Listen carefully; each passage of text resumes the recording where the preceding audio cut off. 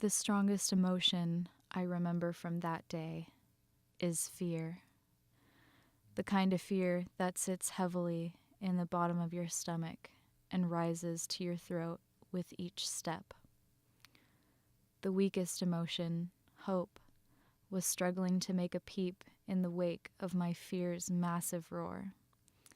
But you see, I did have reason to be hopeful. Today was the last day of my servitude.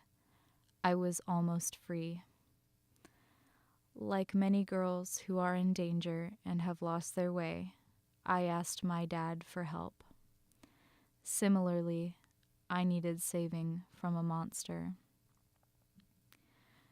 My monster wasn't much different from the ones we see every day.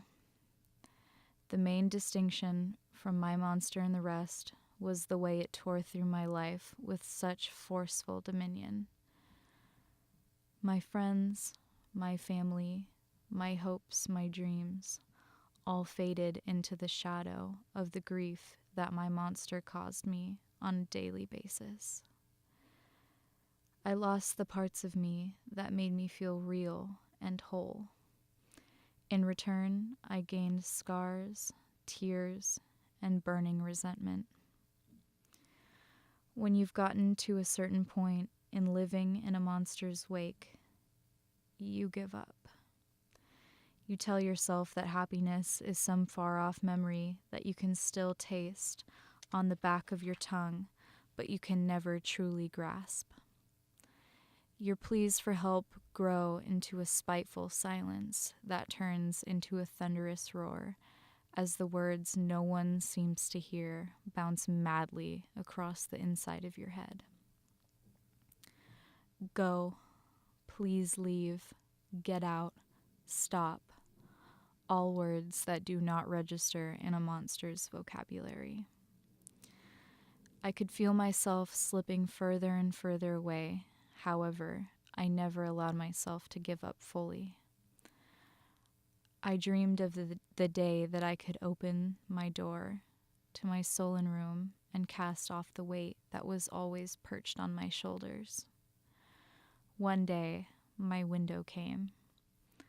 I was able to evade my monster long enough to formulate a plan with my dad to get me home, which was no easy feat, by the way.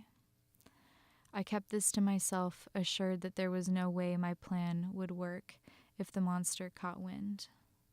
Finally, I had more than a tiny taste of freedom. I almost had the real thing.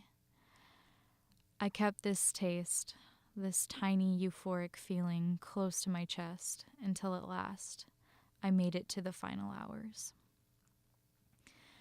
As I closed the door to that room for the last time, and I watched as the monster grew smaller and smaller in the rearview mirrors of my dad's truck, I felt myself, for the first time in years, breathe a sigh of relief. My nightmare is over. My monster is gone. The thing that keeps me up at night now is the thought of another scared, tired girl taking my place. However, I had solace in knowing that I gained back what I thought was gone for good, my future. And no one, man or monster, is taking that away from me now.